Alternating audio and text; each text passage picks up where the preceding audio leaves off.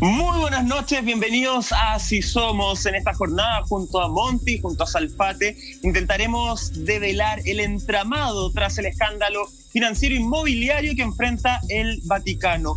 ¿Cómo una institución de fe maneja el terrenal infierno del dinero? Eso y mucho más lo vamos a ver en esta jornada. Salfate, ¿cómo estás? ¿Qué cuña te mandaste, Michael? Te pasaste y la verdad que no puede ser más exacto. Bueno, le llueve sobre mojado a la Iglesia Católica, que por lo menos en lo que respecta a nuestro país guardó silencio sepulcral para los estallidos sociales y hoy día, en medio de la pandemia, tampoco han querido sacar la cabeza bajo el agua porque parece que todavía hay mucho paño que cortar. Y en el mundo y en el Vaticano esto no es la excepción. Señor director, tenemos titular porque esto es para no creerlo. Pensamos que esto se había acabado. La verdad está peor que nunca. Dice ahí, a través del diario.es, la última intriga vaticana, digna del Padrino, la película que en su tercera parte ya se hizo cargo de estos temas. Cardenales que compran palacios con el dinero de los pobres. Sí, señor, la monedita ahí que la señora pone en el canastito para ayudar, digamos, a los más desprotegidos, va a parar a estos palacetes que se compran estos curas, que en realidad ya de por vía que no les falta nada, simplemente deciden gastar millones de euros para tener edificios que simplemente no hacen más que aumentar su caudal en los bolsillos y a esta altura restar su metro cuadrado en el cielo. Es algo realmente indignante, queridos compañeros. Y es lo que vamos a estar revisando en el capítulo de hoy, por supuesto, sin pasar a llevar la fe de quien profesa el catolicismo, simpatice con la Iglesia Católica, pero sí nos parece relevante visualizar, Salfate, Michael, estos hechos que hoy dan la vuelta al mundo, que son de conocimiento público, uno de los escándalos financieros más grandes del Vaticano, y también comprender cómo funciona el Vaticano, que es una especie de entidad, no sé si llamarlo país, es un estado soberano, es con un estado, leyes. Sí.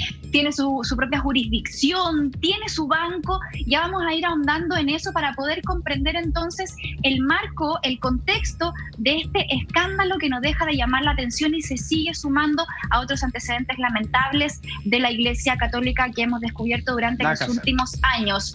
Pero por primera vez en la historia pasa algo, Salfate. Yo quiero que tú nos cuentes y partamos de lleno con esta historia porque queremos desmenuzarla. Ningún problema. A ver, vamos con algunos puntos que resumen esta situación que ha vuelto a revolver en medio de un caótico escándalo a lo que tiene que ver con la Santa Sede. A ver, por primera vez en la historia, el año pasado, ojo con esto, la Gendarmería Vaticana requisó documentos a la Secretaría, precisamente de este estado que está dentro de Roma, para investigar un fondo de inversión británico. Ya vamos a llegar al tema de cuántas empresas y de qué naturaleza son estas empresas que le colocan dinero al Vaticano, hacen negocios, sociedades e incluso lavan dinero. Bueno, todo esto tenía que ver con esta inversión británica que tenía, siguiendo el camino de la plata, que la raíz estaba en estos fondos de donaciones que salieron ni más ni menos que de la cúpula de San Pedro prácticamente. Se trata de un desvío de millones de euros, escucha, millones de euros que vienen directamente del óvulo de San Pedro, que finalmente el óvulo es obviamente, ya vamos a explicar, pero es precisamente aquel que tenía que cuidar las moneditas que uno les regala a la iglesia. Finalmente dijo, oye, parece que nos falta algo, aunque ustedes no lo crean, se acaban de comprar en el año 2013, imagínate, habían zafado por 7 años, el poderoso cardenal Angelo Becciu, y provocó este tremendo distorsión en la iglesia. Ahí estamos viendo, señor director, si podemos ver la imagen de ese edificio para que ustedes entiendan bien de lo que estamos hablando. La verdad es que este edificio les costó en Chelsea, en Inglaterra, la friolera de 200 millones de dólares. 200 millones de dólares. ¿Qué pasa? Oye, es un edificio de tiendas comerciales. lo deben estar arrendando, porque no es como para hacer una capilla ahí, ni mucho menos. Es para hacer un negocio, eso. Exactamente, maestro. Yo no sé qué les pasa cuando ustedes ven en esa exclusiva esquina de Inglaterra que se compraron ese edificio y que más encima fue un mal negocio, porque pusieron plata para asegurarlo. Y de repente, entre los problemas financieros y todas las disrupciones que han habido en la economía mundial, sube de precio y dicen, oye, no perdamos esta inversión, ya paga lo que sea. ¿Cuánto? Dicen que son 200 millones. No te pasa. ¿Tenemos? Sí, tenemos, ya dale nomás. Es que sabéis que esto es súper importante en varias aristas y por varias cosas. Primero, porque lo decía la Monty hace un rato, acá estamos hablando de, puede sonar súper fuerte, pero es un negocio con la fe lo que están haciendo justamente. El Vaticano, y ya lo vamos a hablar en un rato, se financia principalmente por dos medidas. Uno, que son los museos, y la otra es justamente las donaciones de los feligreses. Esos son los principales financiamientos que existen en el Vaticano. El adquirir un edificio de esta forma, que perdónenme, no le veo forma de iglesia por ningún lado, no le veo el lugar donde vamos a poner el altar en ningún sector, es solamente para hacer de algún modo una especie de negocio. Puedo estar pensando mal, ojo, y estoy pensando desde la vereda del creyente también. Yo soy religioso en ese sentido. Pero me parece que no, me molesta, no le veo absolutamente ningún camino religioso, a no ser que vayan a decirme después que va a ser un edificio que lo van a hacer para Santa Caridad, para toda la gente, pero eso ya lo habrían realizado, pues Monty, no sé qué pensáis tú. Sí. O sea, claro, lo tenían bien oculto.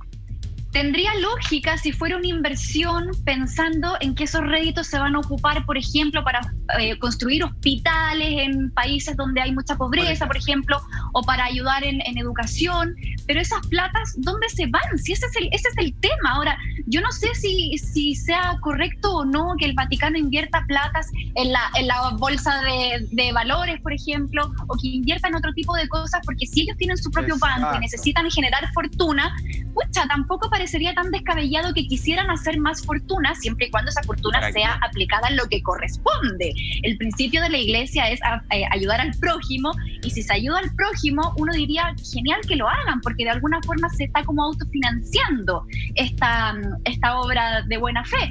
Pero el problema es que esas platas aparentemente no se ven, y sobre todo si vemos cómo viven los papas o los sacerdotes o los obispos, que están muy lejos de la austeridad. Si ese es el tema.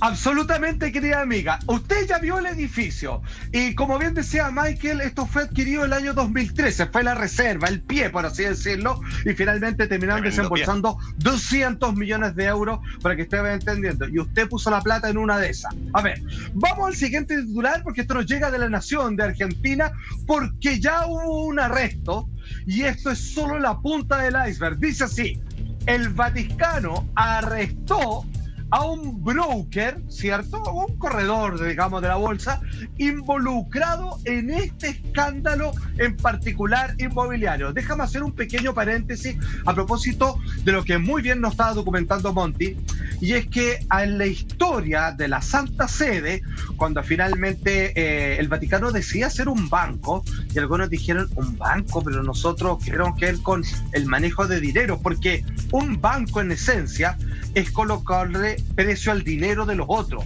vale decir, trabaja con rangos legales de usura. Ok, está mal, o sea, por lo menos para los cristianos, o sea, está claro. Y ¿saben qué? Una persona en toda la historia del Vaticano, Juan Pablo I, 1978, entra, dijo, no, papa, ¿saben qué? Vamos a hacer harto arreglo acá, ya, qué bueno, sí, vamos a cerrar el banco. ¿Qué? Sí, porque nosotros no podemos estar manchando las platas con dinero ajeno, y mucho menos estarle cobrando intereses a la gente. Ya, bueno, 33 días duró, murió en extrañas circunstancias. Y el banco siguió. Funcionó. Todo lo demás.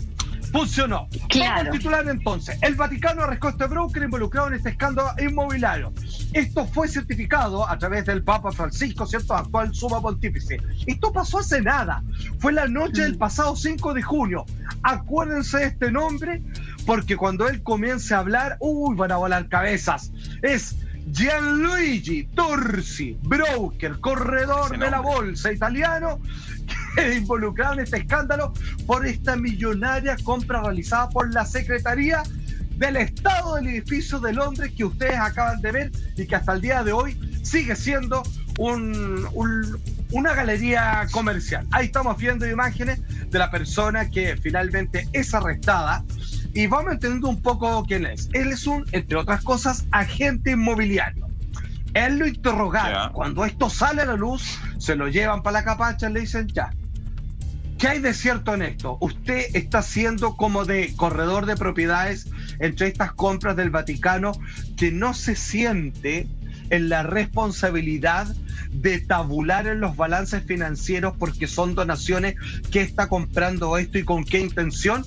Insisto, esto es solo la punta del iceberg. ¿Y qué es lo que pasa? El señor Torsi, que fue elegido por el Vaticano, este señor tiene un pasado pero oscurísimo. Entre otras cosas, ha sido ya, digamos, cuestionado por desfalco, por haber hecho lavado de dinero, por aceptar comisiones. En esta pasadita, el señor Torsi agarró, simplemente por hacer, digamos, la movida, 10 millones de euros. No. Con eso se jubilan 20 familias, absolutamente. Ya, en la pura pasada, en el cómo vamos ahí, 10 millones de euros para dentro del señor. De alguna forma, Salfate, oye, de alguna forma podemos decir entonces que en este caso el Vaticano no discriminó, no le importaron los antecedentes de la persona. Eligió el correcto. Eligió el correcto.